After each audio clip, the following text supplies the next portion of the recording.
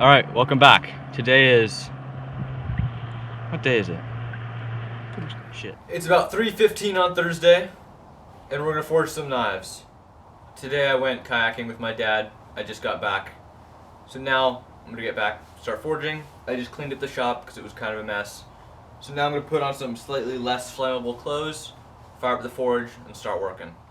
I need to forge out kind of a downsized chopper, and there's a few bucos I need to forge. There's also a Viking axe I'm working on. For the buco knives, I'll be using this W2, and for that kind of downsized chopper, kind of bigger knife, I'll be using this 80 CRV2. This is another piece of that World War I anchor chain, that wrought iron anchor chain, same as I made that other axe out of. Now I'm just trying to make another one out of a bigger one out of that other piece of wrought iron we cut off. So I'm just gonna be working on this also, just trying to spread that blade out and thin that all down.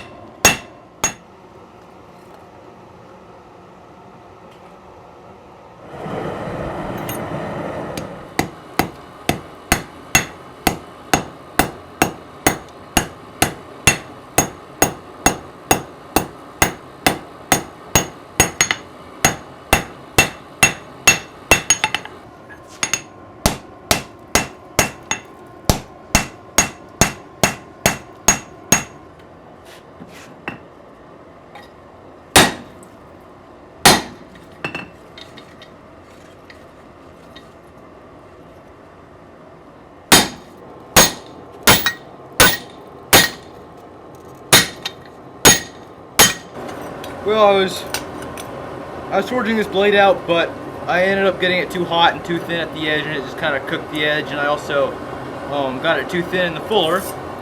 So, flipping it around and forging it out on this side of the bar, and that's just going to go away.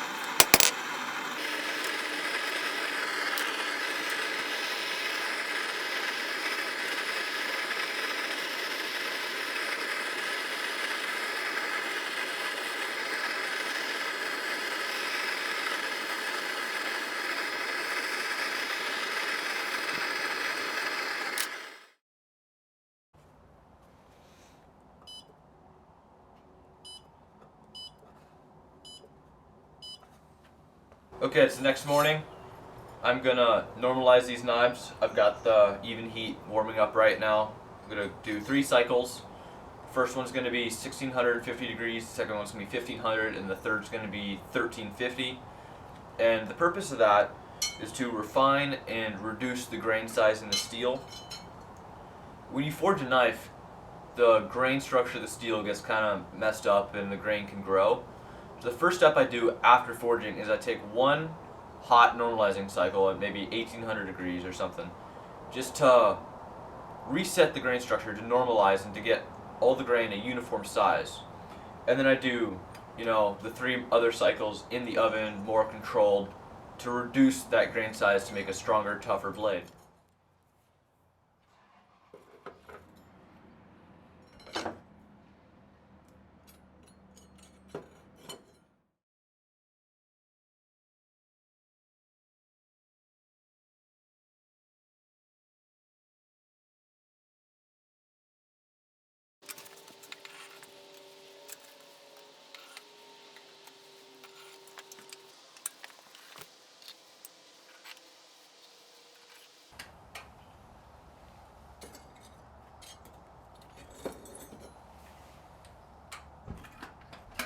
Alright, I gave the knives a quick wire brush just to get some of the heavier scale off.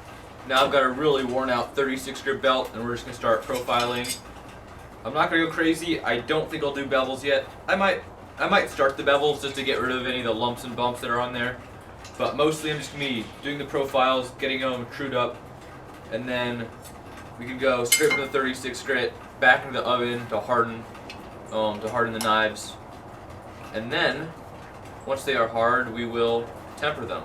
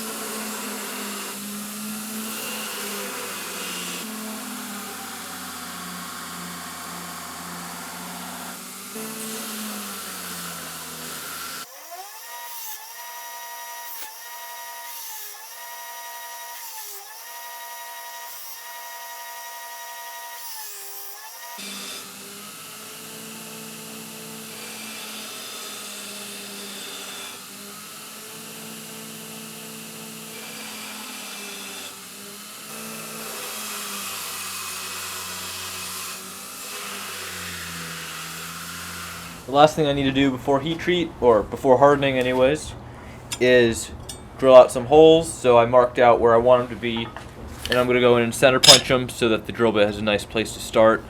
And then we'll drill those holes and throw it into the oven for hardening.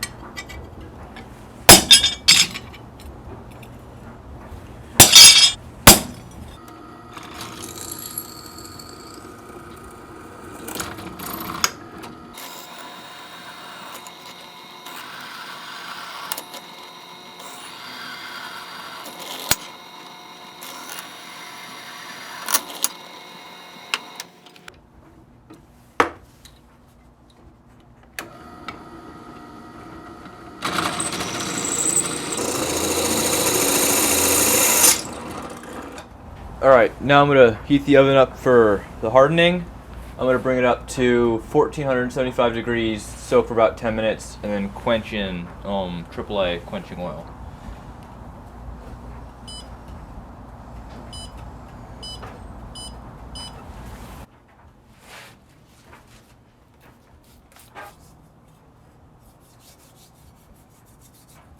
What you just saw me do is you just saw me coat that in a thin layer of Satanite. And what that's going to do, hopefully, it's going to stop it from scaling up and decarburizing the surface.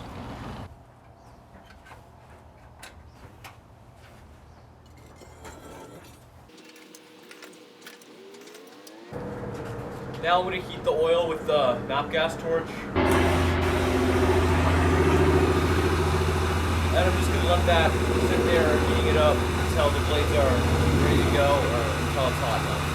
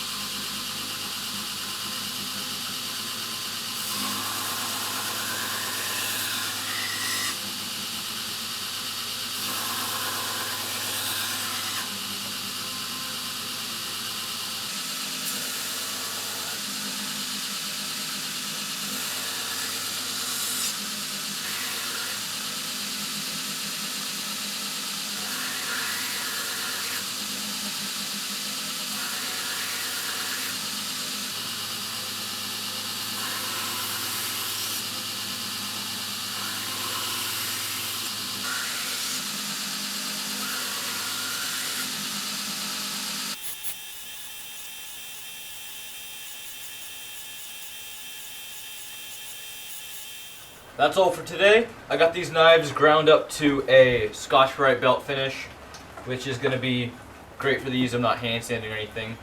This one, oh, that's sharp. This one's going to be gun blued. It's going to be rust blackened, which is a finish I've been doing a lot recently, and I really like it. It seems to be pretty durable and nice and dark. In the next video, I'll be making the handles for these knives. I've got some really fun ideas, so make sure to stay tuned so you can see that.